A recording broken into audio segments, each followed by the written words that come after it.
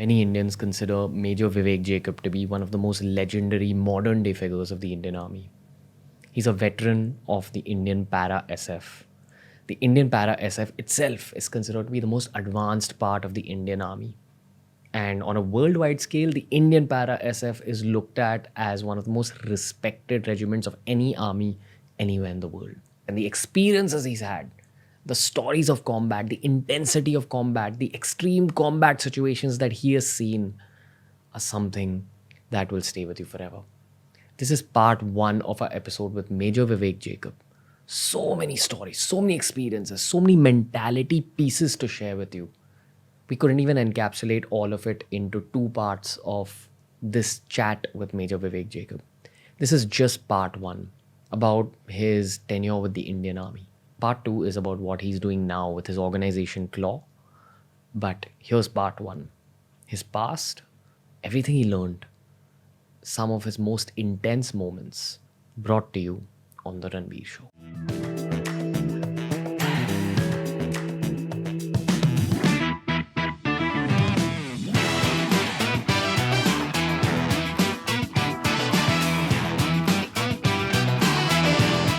Namaste, everyone. Welcome to an extremely special episode of The Ranveer Show. Sir, absolute honor having you here. Let me tell you before we begin, this is a very, very requested episode right from the time we started.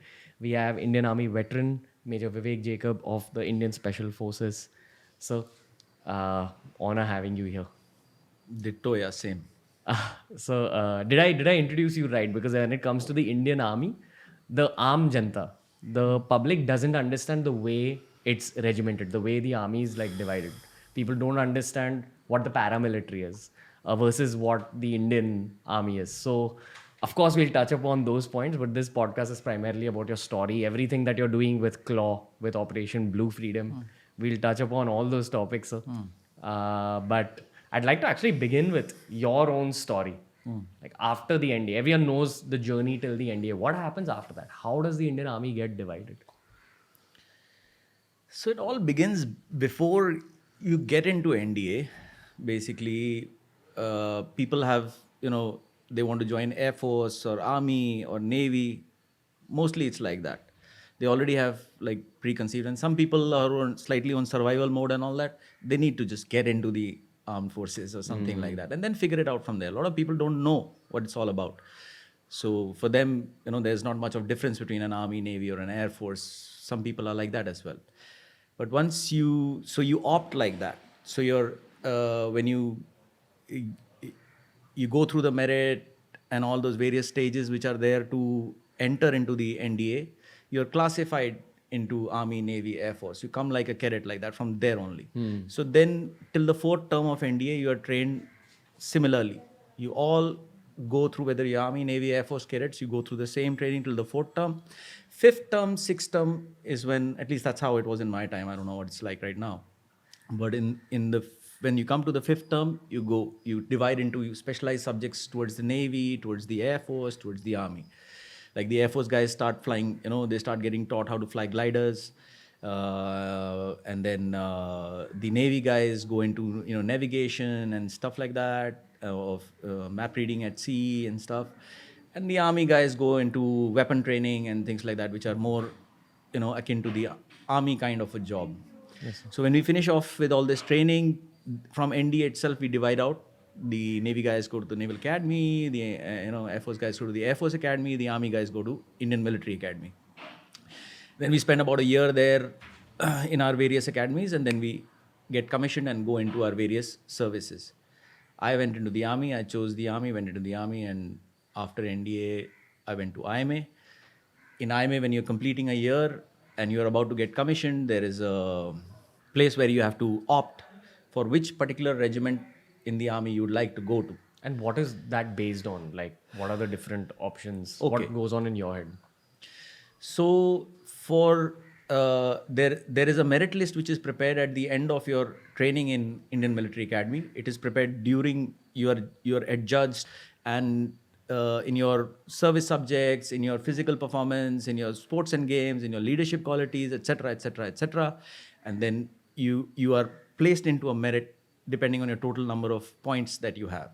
So there is something called a super block and there's something called a power block. So, and everybody else in between. So super block is the first 10 guys. I don't even remember it's first 10 or first 20 or something like that. They are the super block. They are the top in merit in the course, and they get to choose where they want to go, provided there is a vacancy. But mostly vacancies are there, so they get to choose. Some people opt for engineers, some people opt for like technical arms, or for the infantry, or for the special forces. It's like that. So the first 20 guys get to choose what they want. The next of the guys, they also get to choose what they want, but depending on the kind of vacancy, it depends where you go. And then there's the power block. So the power block is apparently the lowest in merit, and they also choose what they want, but then depending on the kind of vacancies, they get what is best available. The overall logic behind all of this grading and spreading out is that equal amount of balanced personalities, talent has to go into all regiments. So you'll find a super block guy going to the same place, and you'll find a power block guy also going to the same regiment. But the special forces guys, they choose. You have to volunteer for special forces. Yeah, you have to sign a volunteer form, and you get 3 options: option 1, option 2, option 3. Every guy gets 3 options. So like that. So like again, the Indian Special Forces, for someone who knows about the army, it's considered okay. This is like the most, for lack of a better word, badass part of the army. Aam Janata doesn't really understand what Special Forces entails. Could you expand a little bit on that? Because I'll tell you what perspective I'm coming from. We see so much about US Navy SEALs, US Marines, and because of the media in Hollywood and all, it's projected like, oh, these guys are the most badass MFers in the world. And here we have the Indian Special Forces, who are probably even more badass because of the kind of terrain we have in India, because of all the different kinds of operations that the Indian Army deals with. And there's not much about that out there. And I know it's going to change in the next 10, 20 years, sir. But if the change had to begin with this question, how would you introduce the Indian Special Forces to the Indian audiences? So this whole perception of what special forces is, very understandably, because people who are not in special forces, who have not experienced what the job is, have not gone through the training, who have not gone through the combat experiences, etc., would like to delve into who is more, who is less, who is better, who is more this or that. But actually, people who are actually in the special forces know that there's a certain kind of mindset. You'll find a lot of people in the special forces who are not there, right? You mean not up to the mark? Yeah. Not up to the mark. Yeah, definitely they don't have what it takes to deliver what is required in combat. From a mentality perspective. Yes, it's all what you do finally when the shit is flying. That's what makes you special forces. You can wear any fancy uniform, and you can carry any fancy weapon and all sorts of daggers and grenades, and fly all sorts of drones and all sorts of UAVs and all sorts of jazz. You can have at your disposal. But if you don't have that instinct to explore and to handle what you find when you're exploring, then it's you're not there. So all special forces across the world, the people who are there, who are going through those experiences, who have chosen those experiences, we choose what we experience constantly. So we are the same. Yeah, it's the same exploratory spirit which is transferred into your brain and generates thoughts, and you act like that on the ground. And in some way you have let go so you can explore. That's the special forces mindset. And that is shared by all special forces across the globe. It's like that. And in some previous podcasts also I had mentioned, like, if you send me naked on a mountain, like that when I say me, I'm talking about the special forces spirit, right? You send me naked in a mountain and you leave me there, I'll get back. And I'll go and do what needs to be done, because I've chosen that experience. So that's where the spirit comes from, where you are not satisfied with what is there. You want to know more. You want to explore more. And in the quest of that exploration, special forces is extreme, because you're constantly placing your life on the line. So when you're placing your life on the line, you're going into circumstances and situations where you're placing your own life on the line, and your life connected with all the attachments you've got with the rest of what is behind you, your children, your mother, father, brother, sister, love of your life, etc., right? When you're able to put all of that there, and then stand on the cutting edges of life and death, you will find. And that's a constant process, constantly going through that. So that's basically exploration. Yeah. Again, like I know that, an army man wouldn't like me saying that, but again, this is just for the Aam Janta. This is the closest the real life gets to a Rambo or a highest wing of the military, where special forces are sent in, functionally speaking, when there is a difficult job to be done or a very important job to be done. Would the Indian Army send in special forces? So it's not that there's any job which is difficult or which is easy or whatever, and then special forces are sent to do the impossible and things like that. It's just a matter of efficiency. That is all. Got it. Efficiency. So there are certain kind of tasks, certain kind of roles in national security, within and without the national boundaries of your particular nation, whichever you may be from, where the powers that be, let's say the government or the armed forces, who are operating in various theaters, they decide that, okay, this needs to be done and it needs to be done in this manner. And they've got a variety of, surgical instruments or, hammers, if you want to call them, or whatever. So which they choose that, okay, this job requires to be done in this way. This requires the artillery to come in. This requires the armored corps to come in. This requires the infantry to come in. This requires the missile regiments to come in. This requires the air force to do it. This requires the special forces to do it. It's like that. So everyone is specializing in their job. We are just specializing in what we have been collected to do, and organized, collected, inspired, and shot out to do. That's it. Yeah. So I've again hung around you guys for the last 2-3 days. I've seen the way you talk even at Claw. And of course, we're going to come to Claw. No, you have not seen it. I mean, I've seen a bit of it. I've had some glimpses, and I've had deep conversations with Major Arun as well. One thing I've noticed is that y'all focus a lot on teamwork, which is the obvious thing. I'm sure that's the obvious skill that gets polished through the course of going through the army. The other thing I'd really again highlight is efficiency. You guys constantly ask questions about processes and ask yourself how things can be improved. So that's one thing I've noticed. Secondly, sir, I got to bring this conversation to you on a very individual level. The podcast, and we've had deep conversations about meditation. It allows the meditator or the podcaster to psychoanalyze fairly well. And I know that you guys psychoanalyze people well as well. That's a part of your job profile. But when I psychoanalyze you, so I feel like there's been 3 versions of you. One's the guy before, the army started, when you were studying for it. The second is the guy who finished his term with the special forces and who took that call about, okay, now I want to change things up. Now let's take another roller coaster. Let's jump from this one to another one. And the third one would be the guy you are right now, who is still evolving. And there's probably going to be a 4th, 5th, 6th one. Might be an entrepreneur. Might be someone who runs a personal brand. Might be an online persona. Might be just a purpose-driven person. Might be a spiritual person towards the end. Whatever you are right now. But I've seen these 3 distinct versions of you. And often when I speak to podcast guests, I can see a certain level of their life, especially when they open up this much on the show. A part of you, sir, I just feel like you've seen so many layers of things that it will take 10 podcasts to unlock everything you've seen. So I'd actually love for you to highlight that journey. Especially, I know there's going to be more mindsets, but would you agree with me when I say that till this point you've had 3 or max 4 different kinds of mindsets in your own life?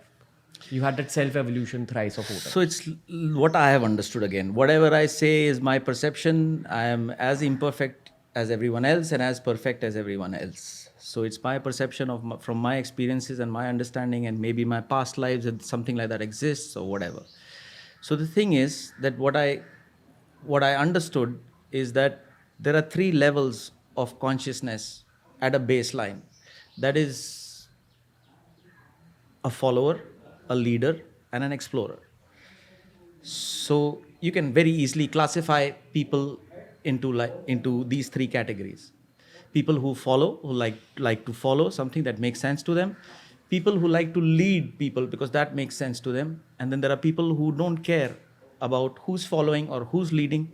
They are on their own trip, right? They're exploring what it means to be themselves, to be alive, and to have a choice, right?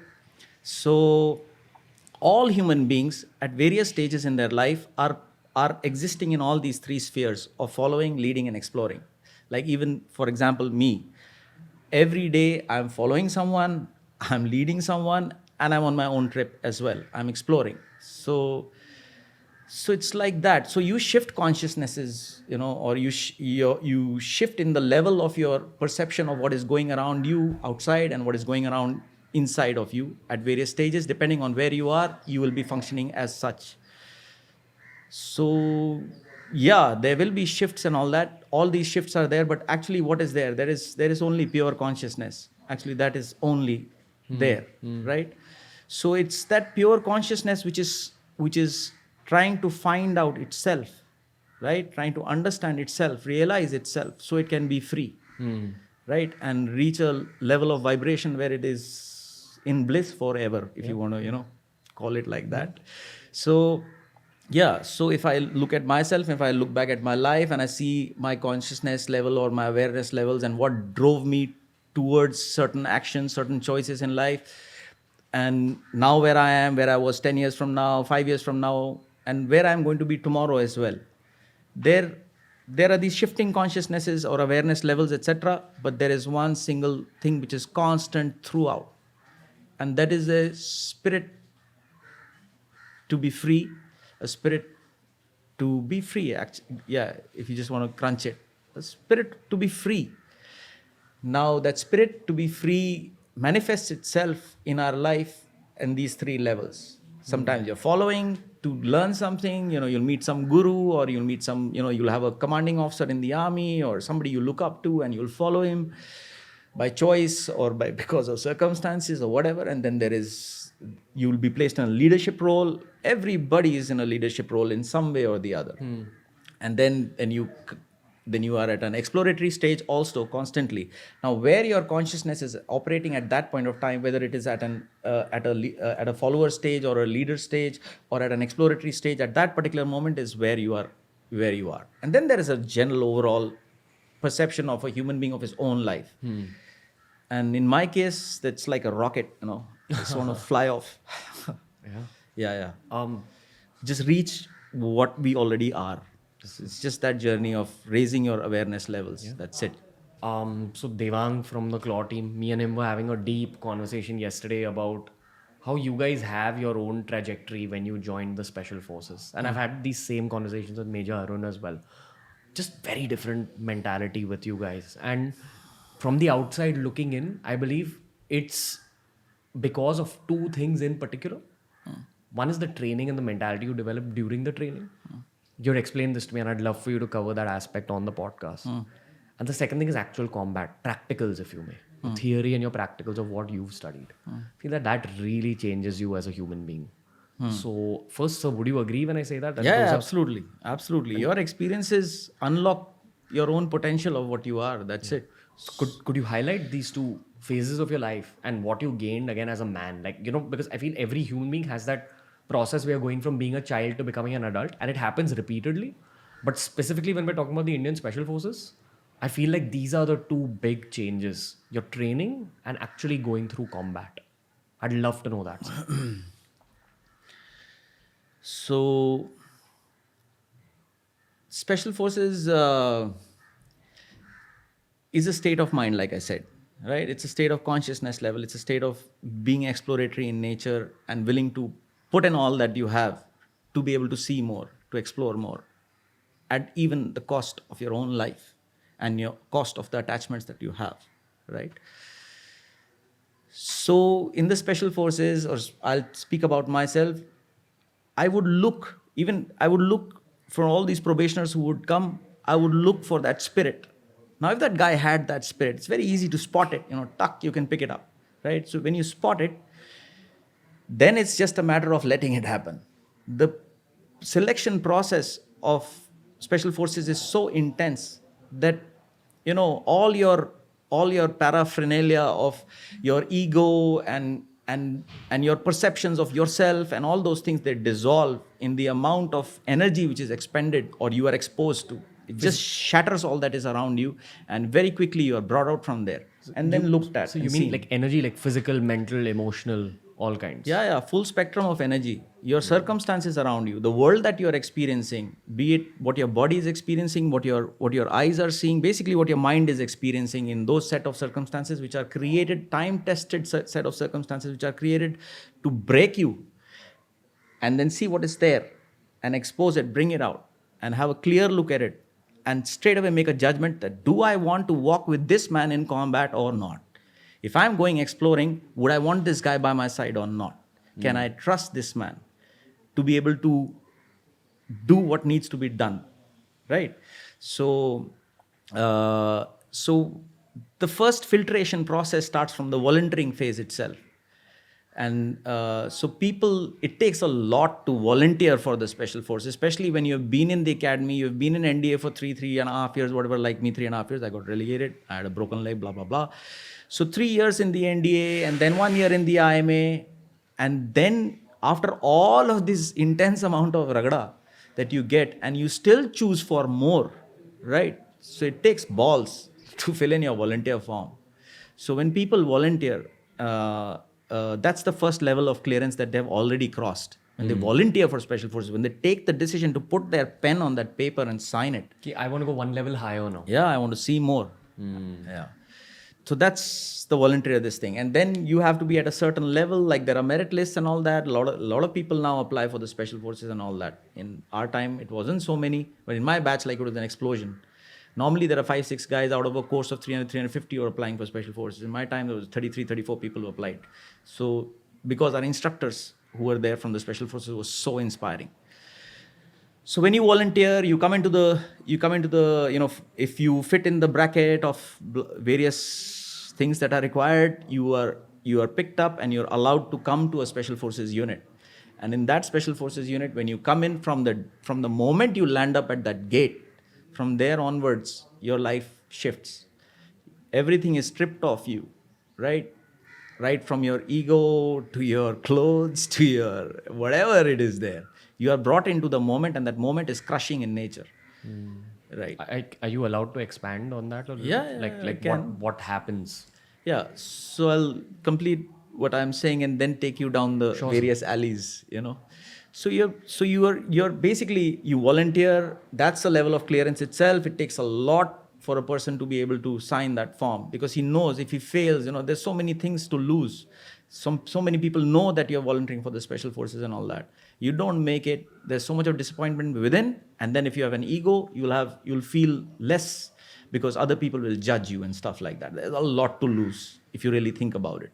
But then people who are able to, and there is never any surety that you will make it. There is never any surety. Only those people are sure who don't even think about it. They just land up there, right? The rest of the people who start judging whether I will get selected, not get selected, what will happen, this will happen, that will happen, they go through a lot of inner turmoil. And they have to deal with that besides dealing with what, shit is being thrown at a volunteer. So then when you reach the gate, and then you come into an environment, that environment is built to screw you, is built to teach you, break you, and teach you new things. But the spirit is the same. So you're already there. You're just being taught, right? So you go through that process. It's a 3-month process, and I was very fortunate to go through 6 months of that process because of various reasons. And then when you go through that entire process, you learn a lot, not only about special forces skill sets and things like that, but also you come to realize about yourself a lot, of what your body is capable of, what your mind is capable of, what your heart is capable of, and what is there beyond when you give up, when you just let it all go, and you're hanging by that thread of choice, because it's a choice you made. So you're hanging by the thread of choice, constantly there.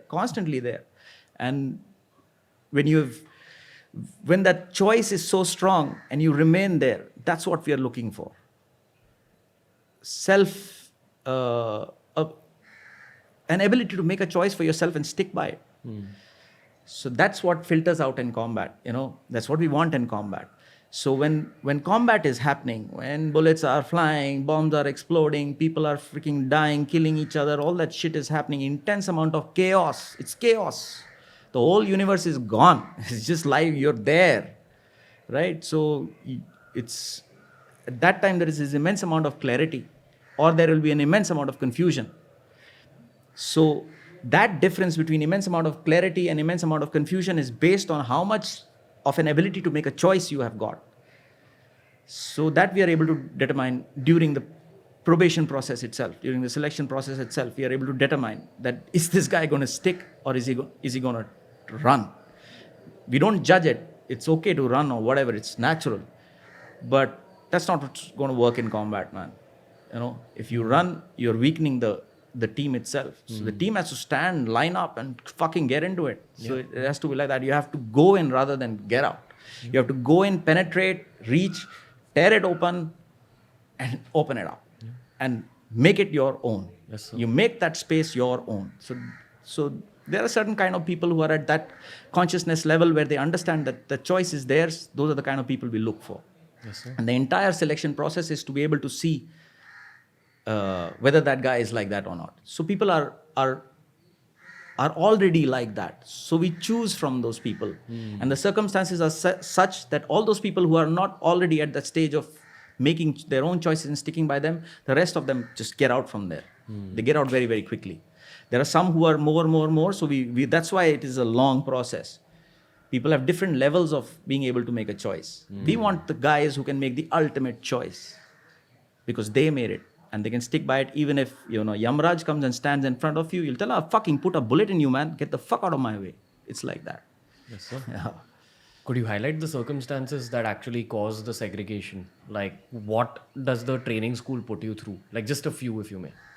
So it's a dual process. So Special Forces stand for efficiency. It's the highest form of efficiency that a human being can achieve in this reality. Above this, maybe it is the yogis or whatever, When you come into this environment, you are put into a dual process of being broken down, shattered, torn apart, right? And being trained as well. It has to be efficient because ज़्यादा time nahi hai na, चल रहा है ऊपर काम. So we need guys, tuck, come like that. Or you fucking get out from here. It's like that, tuck, right? So so you are being trained and you are being broken down as well at the same time. So in this process of being trained and broken down at the same time, you are taught certain skill sets, right? You're taught certain skill sets that you need to be able to execute in combat. For example, there may be explosive training, there will be unarmed combat training, there may be weapon training, there may be endurance training, there may be navigation training, there are a lot of things, emergency medical first response training, survival training, etc. You're being trained and you are being trained while being broken. Yeah. So for example, when your day starts, if you're lucky, your day starts around 4:30. Otherwise, if you're unlucky, your day started yesterday. You have not slept. Wow. And that could be like couple of days in a stretch. So for example, I'll tell you, I have a bad memory, Maybe that's why I'm so happy. So I have a bad memory and all that. And I was always like poor in GK, I had no interest, like things like that, in who is president and who is what. It's not my purview of things that are affecting me, right? And when I came in, so the whole day till 7:30 in the evening, you are being taught and you're being screwed, right? You are being pretty screwed to the inch of your bloody choice, right? Constantly. And if it's over, it's over. Like people just get up and sign and get out. It finishes off that quickly. There is no maybe one more chance or something like that. So when you are the whole day going through that whole thing, and 7:30 in the evening, you're broken off that, okay, go have your dinner or whatever it is, and then people go and prepare and all that. So you're basically doing probation with the soldiers.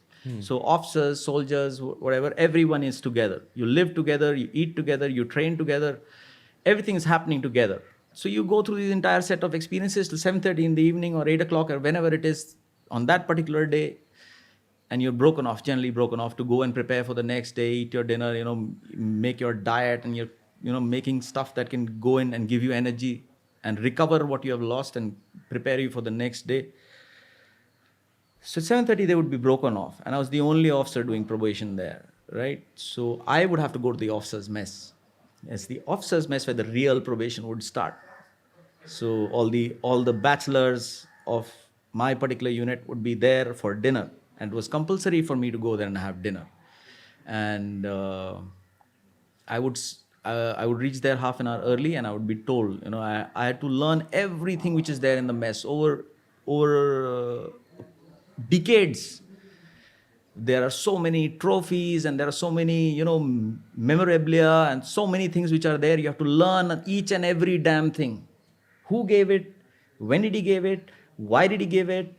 What is the significance of it, etc. Each and everything. There are hundreds of pieces lying around there, right? And then there are these people who have died in combat, right? Like Sudhir Walia, Arun Singh Jasrotia, the various legends of our battalion who died in combat, right? So their stories are there in the officers' mess. You see it sometime. And then you have to learn why, who was he, when did he, get shot up, how did he die, and, what was he awarded for, and things like that. So all of that you have to memorize, and learn.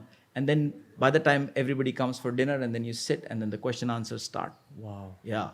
So they'll start asking you, okay, it can start from anything. It can start from you're like what used to happen to me is like, I would start putting you're hungry, the whole day it's been torn out of you, and you need that bloody food going into your body. So then the first spoon is going into your mouth, and somebody will just say, Jacob, what is the moon phase today? And there, sorted. So they'll start asking you questions to check your level of awareness, and so many other things in which I used to fail all the time. I didn't know fucking jack shit. What is the moon phase? Who is the president? Who is nothing? I knew nothing. Right.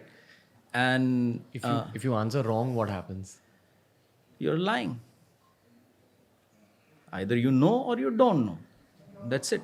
So if you don't know and you say you don't know, Yeah, so that's what I started doing. I would just keep saying, I don't know. So they'd ask one question, I'd say, I don't know. Then they'll look here, there in extreme disgust that this guy doesn't even know this. Like that. So they'll keep asking. And that this is all piling up, right?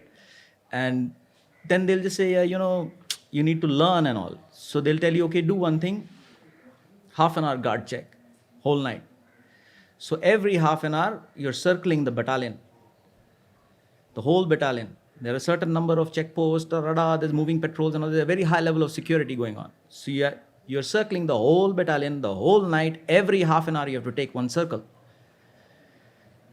And then in the morning at 5 o'clock, there's going to be a PD fall-in, and at 5:30, there's going to be a battle preparatory endurance test go, where you will be competing with all those guys who broke off at 7:30 last night, and they were cooking, meat and this and that, and, eating almonds and whatnot and all of that. And they have slept, and they are going to be running alongside you, and you better be number 1, 2, or 3. Ideally 1 or 2. So if you don't come 1, 2, or 3, you're out, brother. You can't make excuses that, I didn't sleep last night, and everybody knows you have not slept last night, but you will yet perform. Because you have to lead these people in combat. You have to lead the men in combat. In special forces, you don't lead by position of your rank or whatever. There is no authority in combat. When the shit is flying and death is constantly zipping around you, like that, there is no authority. There is no captain, major, colonel, brigadier. Frickin' no one. There's just you and the people who are there with you. And what are you going to do right now? That is what decides leadership there. That is what either keeps it all together or everything is destroyed.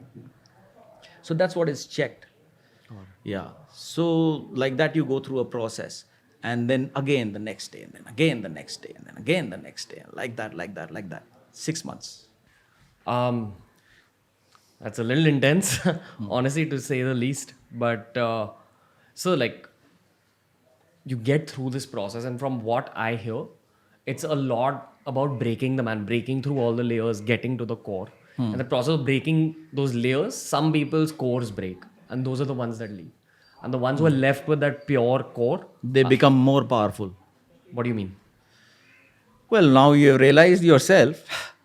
Now you know what you are. You just look back at what you have gone through for this long period of time, and then you realize that nothing is impossible. Nothing, nothing, nothing. So that's the kind of realization which is the chief weapon of a special forces operator who knows it.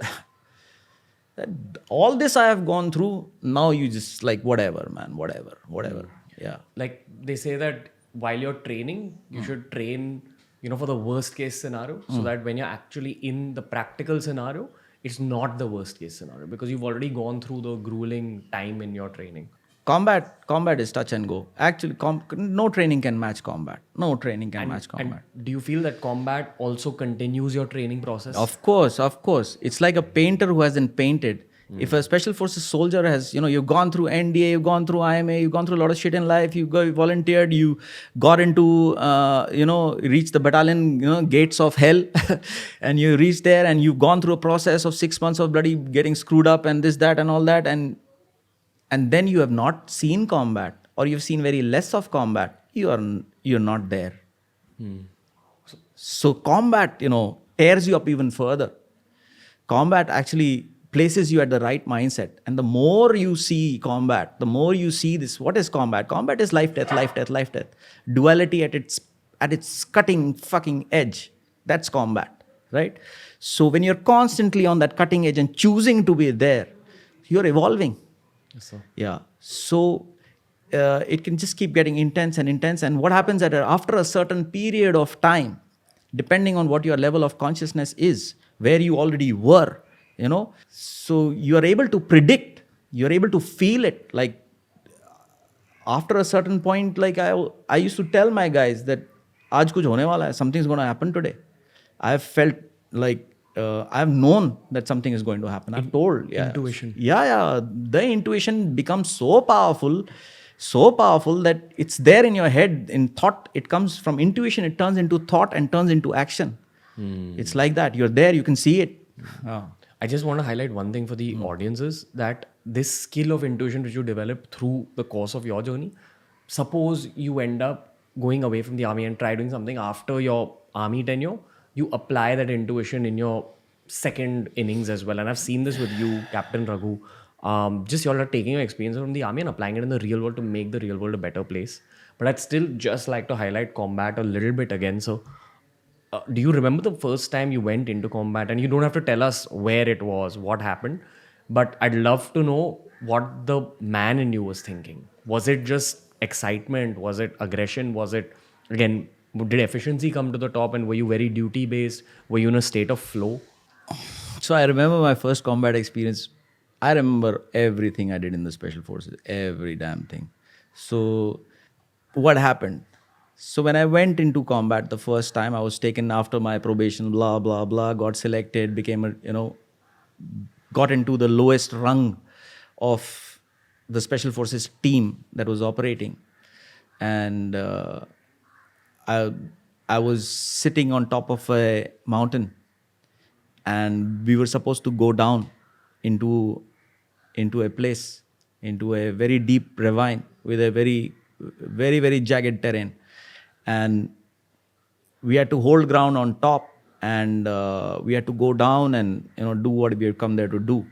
So I was supposed to sit with the radio set and listen. What my team commander told me, my team commander was a very, very, very, very, very experienced and very balanced person in combat. So he told me that, Jacob, you do one thing. This radio set that you have, you sit right there on top of that mountain.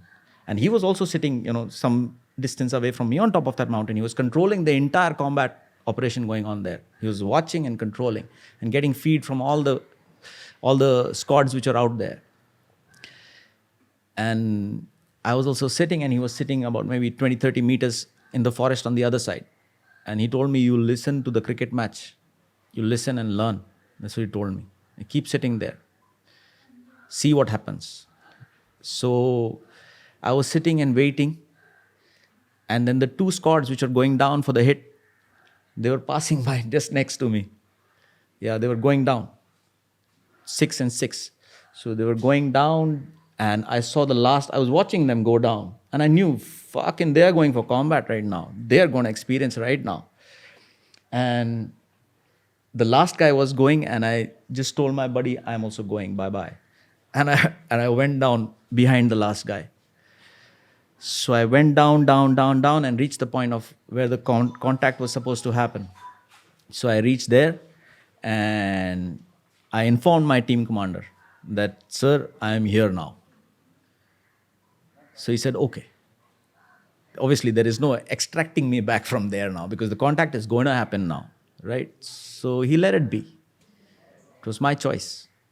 So, and then first op, first contact, first hit, that's how I experienced it. I chose it. Yeah. But when the bullets started flying and the bomb started exploding, what was in your head? Years of training? No, pure instinct. Pure instinct. It's pure instinct. Your body just works by itself. Yeah. See, what happens is, like I said, they're breaking it down, yet they're training you as well. So, for example, so naturally, I was a good marksman. I was pretty good with a weapon. From childhood, my father's taught me, I've been cleaning various kinds of weapons, opening them up, cleaning them up, using them, etc. from a child. From class 2, 3, I've been handling pistols and things like that, filling in ammunition and things like that at home on our dining table and all. So I had a lot of experience with weapons. And if you want to call it DNA or whatever, so my father was like a national shot. He could write his name with a pistol. Yeah.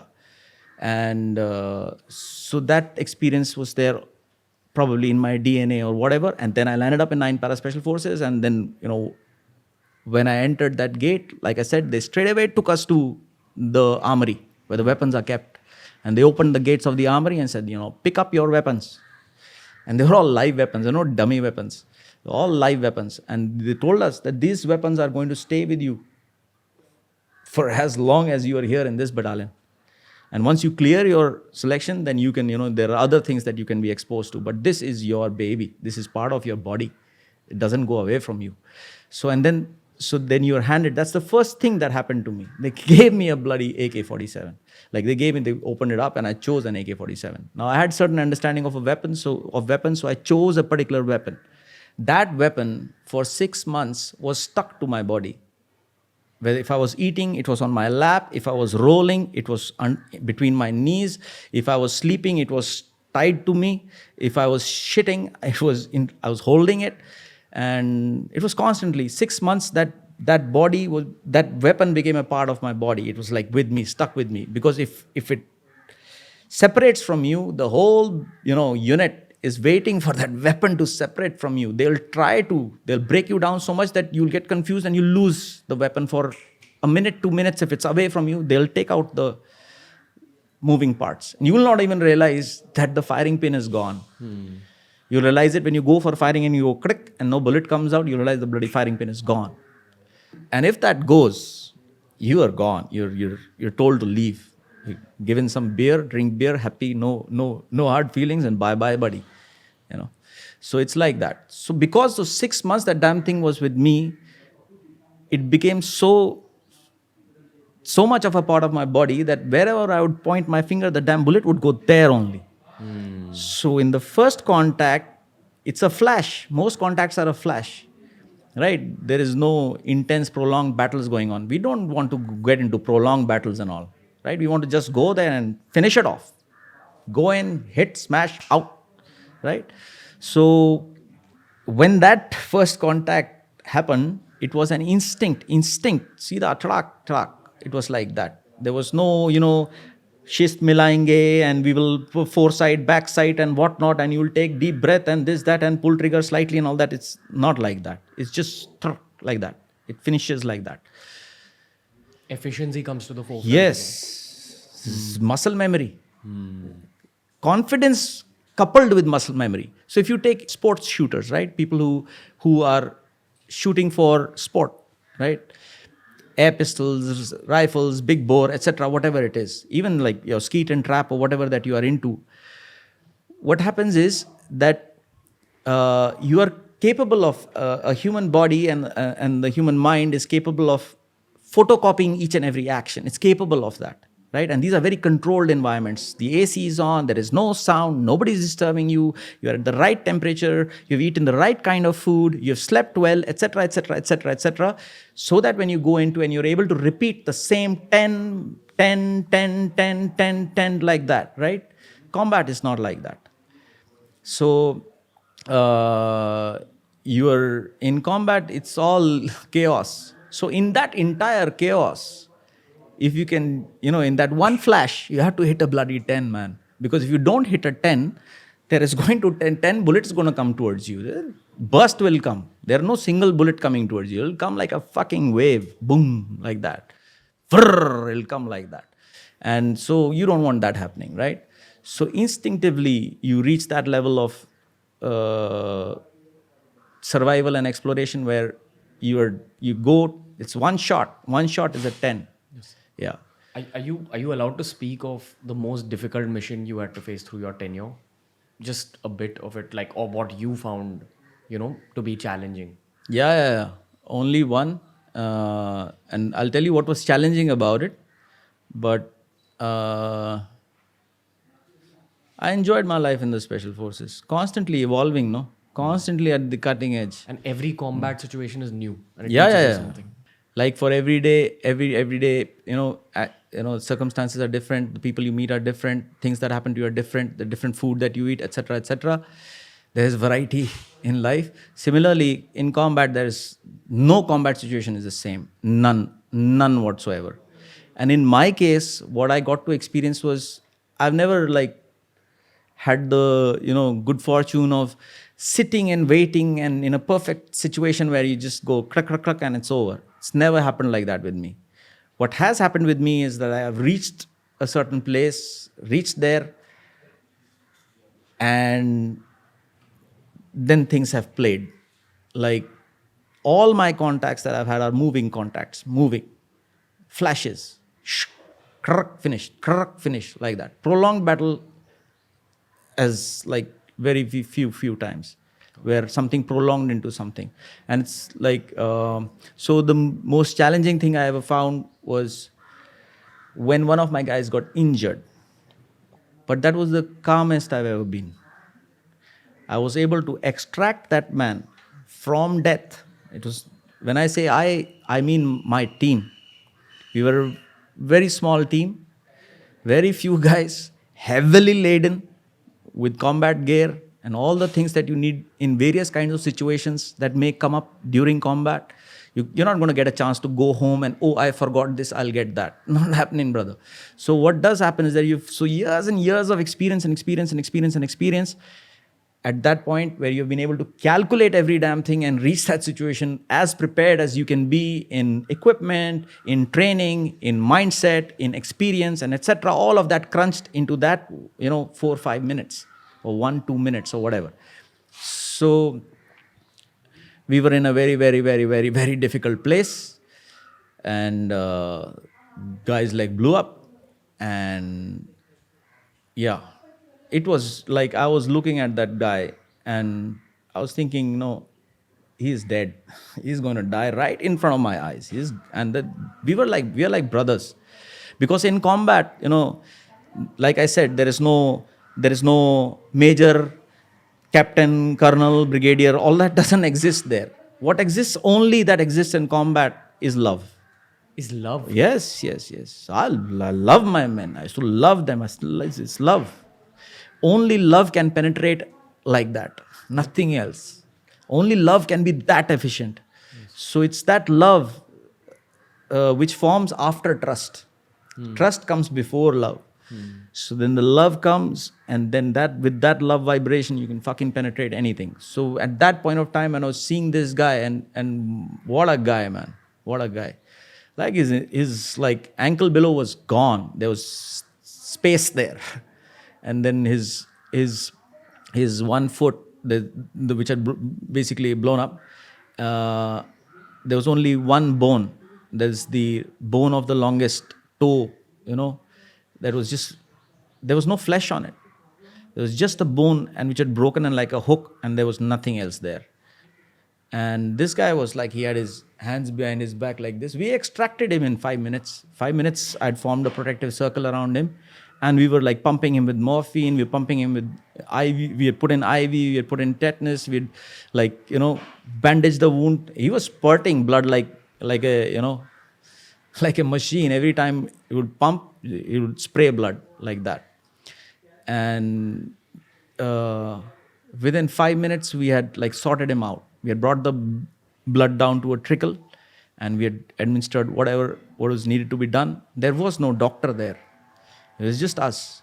So we are trained to be able to handle something like that. And then it goes into instinct. And only love can actually get something out like that. So that guy had such fucking balls on him. He was like this, and he was just looking at his foot like that. Just looking. He wasn't saying anything. And I was just looking. If this guy starts screaming right now, because he's staring death in the face. He is so calm. He knows he's going to die now. He knows it. So while we were doing that, I was looking at him. What is he going to do? When is he going to start screaming? He did not scream. So while we were doing it, and then there was a little piece of his heel which was hanging off. So we were trying to put it back on the bone, and then trying to bind it up, because it will be needed later when he it'll become a stump. So the stump can take the prosthetic, right? So we were just putting that heel back so that he has some cushioning and all later on in life. And he was just looking like that, and that's when he opened his mouth and he said that, "Isko kaat ke fek do." So basically, just chop it off and throw it away. Just do it, whatever you're doing. So we told him, and just did what we had to do. And at that point of time, so at that point it had taken us like 48 hours to reach there down a jagged mountain. We had fixed ropes and whatnot to reach there. But then to fucking pull him out from there, it has taken us 2 nights of climbing down. And this guy is going to die very, very soon. He knows that there is no way humanly possible for him to reach medical attention, the kind of emergency medical attention he requires right now. But we did it, yeah. There's a guy we were like laden with, I was carrying about 30-35 kgs as a team commander, right? So imagine what all of us were carrying. And when we started, like, we did not go like this, like that or something. Just straight away, like that, we went like that, like a fucking rocket. Sida just fucking picked him up, surrounded him. There was a guy on my team, a very young guy. And he was like a big man. And he was relatively new. And it was his like first combat experience and all. That's what I'm talking about, love. So he just lifted that guy on his back, right? Just lifted that guy on his back and said, "I'll climb." And we needed that. We needed that at that point because of various reasons, blood flow, blah, blah, blah. And there's probably enemies around. Yeah, obviously. Yeah, there are enemies around and they know what's up. So they're hunting you now. So you have to get out. Not because you're afraid or anything of contact, of combat. That's what you've come here for. We're like, bring them on, man. We were fucking like that. Bloody, 6 of us, if we were at that stage, if we got surrounded by whoever, it would take them 1 year to kill us. 1 year. Unless they bloody bombed the area. That level. So when this guy picked him up, this, let's call him A. So A picked up the guy who had blown off his leg. This guy started saying, no, put me down, I'll walk and go. That's what he was saying. His leg is gone, like his ankle below gone. And he's saying that, no, you put me down, I'll walk and go. I'll carry my weapon. He was carrying his IV bottle in one hand, in which he was getting IV fluid inside his body, and he was carrying his weapon. He was saying, "No, I'll walk." So I had to tell him, "Yeah, brother, please climb on his back." So he said, okay, let it go. So he climbed on his back, and we were going, and there was this huge rock in that nala where this guy put his foot on to climb up, and that huge rock like rolled onto his shin bone. And he just sat down, and the guy who was carrying the other fellow, he just sat down, caught his foot like this, and like about 30-40 seconds he was like this, and then he got up and told him, "You climb again." And we started climbing and climbing and climbing and climbing and climbing and climbing, and we had him extracted by 3:30 a.m. in the morning. I had him on the fucking helipad, man. And he was out. He was out, and then, whatever. So that was pretty intense, yeah. So that particular situation, like, it was so much of intense hard work and planning and guts and balls and fucking whatnot had gone into being there at that point of time. And it was a long plan. Days and days of stretch there in that position. And on the fifth day, in the morning, I started getting a feeling of dread. It's the first time I felt dread in combat. I've never felt dread or fear or anything. Just there's no mind space for all of that. You are in combat and you start feeling fear, you're not going to get out of your life. And it's a natural body instinct, fight or flight. So you're in the fight mode, man. So at that point of time, on that fifth day, and we had a long stretch ahead of us, on that fifth day, in the morning, and I was just thinking, and this dread started building. And by around 9:30, 10 o'clock in the morning, I wanted to get out from there. I wanted to leave that. And I just kept thinking, in 12 years, this is the first time I want to leave combat. I don't want to be here. I want to get out. Why? So I was thinking, trying to use my mind to understand what am I feeling. So it was so fucking intense, right? You can't ignore it. You can't suppress it. That kind of dread was coming in. So I was thinking, why is this happening? It had never happened to me before. Before, all the intuitions I had was that like something is going to happen and I've gone in to take it, right? But this was, I wanted to get out. So I was thinking, why? So I was thinking, maybe what do I want to get back to? I want to get back up there where there'll be a warm blanket and there'll be some rum to drink and there'll be some chicken to eat and all of that, because it's starving and all of that, right? So I was thinking maybe I've become lazy. I've become lazy in my head. I've spent so much time in this thing, and now I'm becoming like the other guys who left because they couldn't handle it anymore. So I've become like that. I'm becoming lazy. That's why I want to go. So I told, fucking no way. I'm not going back for that reason. So I stayed put. But the dread kept becoming bigger and bigger and bigger and bigger. And that's the first time I smoked in combat. I couldn't help it. I just pulled out a fucking cigarette. To suppress that dread, it had reached such a bloody level. You can't tell that to the other guys sitting around you. Yeah, because you're leading them. So it was just, I was processing inside and thinking. And I think by around 4:30 in the evening, I was like, I had pressed my radio set button and I was going to tell the other guys, we were like 2 squads out, right? I was going to tell the other squad, extract. Get out, come to me, and we'll get out from here. I'd pressed the switch and I was going to pass. And I left it.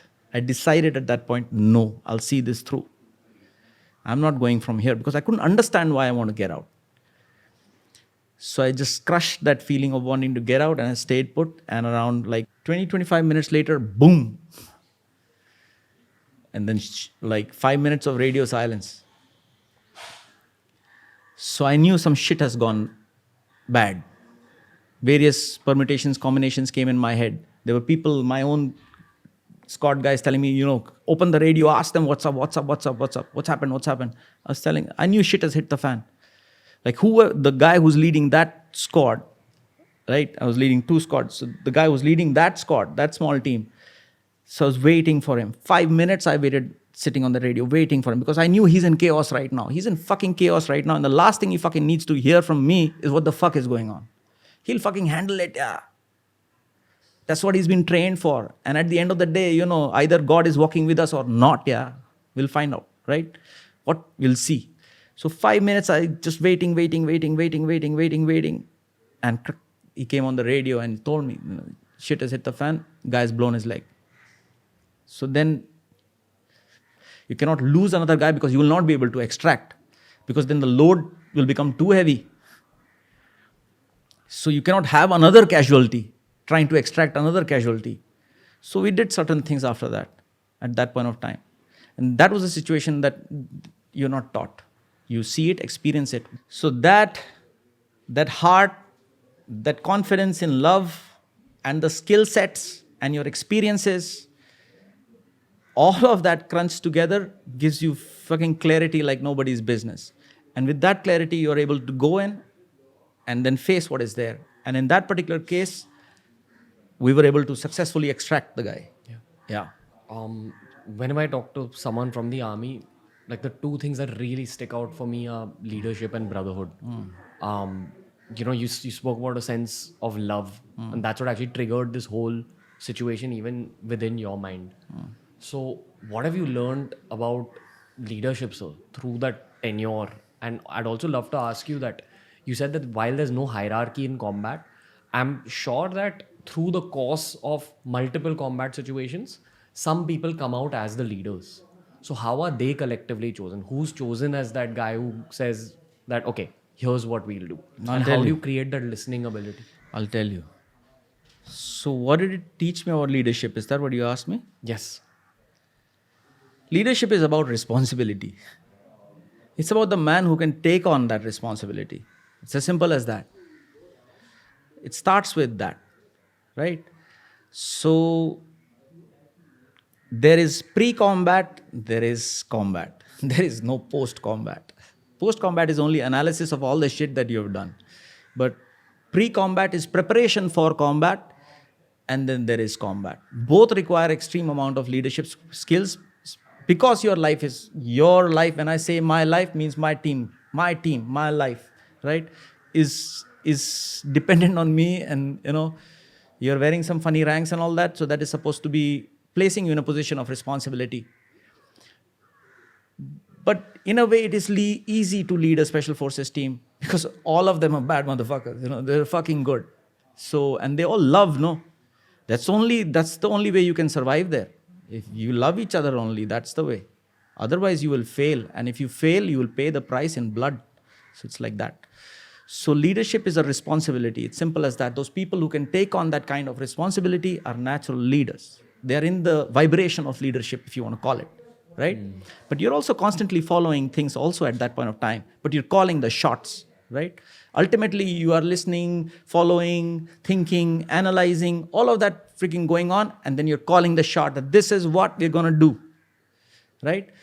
So, and you have to trust. So leadership is about responsibility, being able to take on responsibility and being able to fucking trust yourself to take on that responsibility, right? It's not that, you lose some money or, you'll break some friendship or some shit like that. You'll fucking die. If you die, it's all well and good. Your Maya is over. But then the rest of the guys, if somebody else dies, you are going to sit here and watch his children weep and his children go through various things, and, you'll miss him and things like that. And you will judge yourself. Why? So all those things, So during combat is like a purification. It's like titration, Only those who can lead, who have got all it takes to lead at that point of time, when chaos has hit you, smashed you, right? Smashed everything that you had planned and just smashes into you. Chaos begins. At that point of time, you have to be bigger than that chaos. And the only thing that is bigger than that fucking chaos is the fucking trust you have in yourself and all that life has put you through, and then finally being able to throw it all in that moment. Be more chaotic than fucking chaos. That's what's going to get you through. So at that point of time, especially like in combat and all, like we don't wear ranks and all those things. So we don't wear ranks. We don't wear. If you'd seen me in combat, you'd be confused. Who the fuck am I? Right? Like that. So to give you an example, So when I was very young, when I was very young in combat, at that point of time, we were penetrating into a place heavily infested, heavily infested, and we were penetrating deep inside to hit some particular target. And we were on the side of a mountain, and we were going on the mountain track like that at night. Must have been around 8:30, 9:30 at night. And there was no, it was a naked mountain. Basically, there was no undergrowth, no trees, no cover, no rock, nothing. It was just grass like that and like that. And we were going like this. The whole team there, whole team, in which I was like a new guy. And, special forces guys can be pretty ruthless if you interact with them. They will ridicule you, they will make fun or whatever, it's like that, depending on the kind of personality you're coming across, right? And the soldiers and all, they will not give you your respect because you're just wearing a lieutenant or a captain or whatever it is there. They will give you respect when they respect you. It's like that. When they fucking, their heart feel respect for you, that is when they will respect you. Otherwise, they will not respect you. And in combat, respect is the most most important tool to be able to execute that combat situation, that chaotic motherfucking situation, with precise efficiency. Because respect will keep everything together. And love in a slightly higher format. But love takes time, right? So when we were going down up that side of that mountain like that, there was a huge like Nala below us, and then there was the other mountain on the right side. And suddenly a whole like machine gun fire started on us. Accurate machine gun fire. Like you have to like hear it to experience it, to understand how chaos comes out of the darkness. Just boom. Accurate fucking buddy, this big motherfucking bullets coming at you, man. Bouncing off all over the motherfucking place at night. So the whole team, I was in the lead group, and whole team went down. Whole team went down into the ground. And there was no space to hide. But we were like, you just find that fucking space, man. Like, the fucking quarter centimeter, you'll get into it, right? And I was just, it had just started, and I was just looking. I was also down. All of us were down. I just looked ahead, and there's 2-3 guys ahead of me, and I looked behind. Whatever, till where I could see. I could see whole column down. And it's just started like 2 seconds into combat, right? 2 seconds into being ambushed. We were ambushed. So 2 seconds into that, and I just thought at that point of time that the man who stands now and returns fire, he's the leader. The man who stands now in that fucking hail of fucking machine gun fire, who stands now and fucking gives it back, because that's the only way you can stop that. Otherwise, they'll keep fucking, they have no endless ammunition. And soon, rocket launchers will come, and soon a lot of other shit is going to follow. Right? So the man who stands now is the fucking leader of this group. So I stood up and I started fucking firing back. And as I was firing back, and I started seeing people started standing and fucking firing back, giving fucking shit back. And that's how we controlled that situation. So yeah, that's leadership. So you got to earn the respect. There's no earning and all, yeah. It is just who you are, yeah. It's simple as that.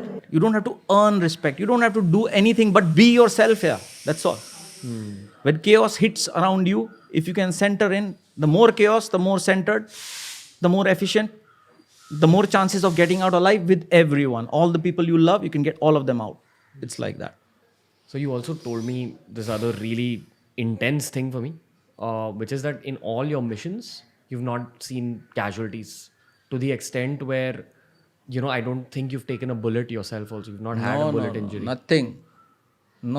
Has there been a hand of God over your head? Or is it training? Is it good leadership? Is it being aware? It's a choice. Ultimately, it's a choice. And it's a choice you make, and the circumstances will be as such. But you will be tested, brother. You'll be tested. What do you mean, sir? So like I said, there is no, easy combat situation that I had the good fortune to experience, where I would just be, things would just happen and I'd just press the fucking trigger and it's all over and we just collect what we have come to collect and move off. It's never been like that. All chaos has hit. Every fucking time chaos has hit, right? Till the point of penetration, till the point of fucking contact, smooth, hot knife through butter, right? But at that point, explosion, contact, chaos, right? Through that chaos, never lost a guy, never got hit. No one got hit ever in 9.5 years, right? And the first time, when this situation where this guy blew up his leg,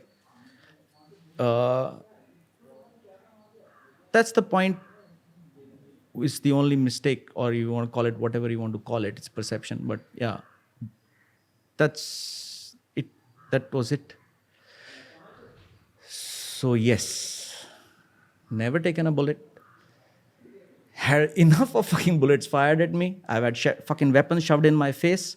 I've been surrounded by enemy. I've opened my hands like this and looked at him in the fucking eye and told him, it's okay, I've killed 4 like you. Okay, kill me, man. Fuck off. Right? And then look beyond what is death to see what is there now. To see it. There is nothing. To see it and experience it. Like my whole life flashed in front of it. 3 times it has happened. The whole life. It's like a photo album, you have in your hand. And you go like that all your life, entire life in photographs, each photograph having channels of videos. Whole life, flash like that. It's a flash. It's beyond time. There is no time. It doesn't happen in a microsecond or a 1 second or a 10 seconds or whatever. Just happens. Stuck. So yes, there have been lot of out of control chaos which has come like that, come suddenly, come without warning, and got out of it, yeah, and safe. So except the last one. Well, guys, I'm sorry we had to cut the conversation at that part. There is a part 2 to this conversation that's coming up very, very soon. More of this legend's mindset, more of this legend's stories. And that part 2 of this conversation is going to be about what Major Vivek Jacob is up to at this stage of his life. Some very, very special work that this man and his team are doing in the world. I hope you enjoy part 2 just as much.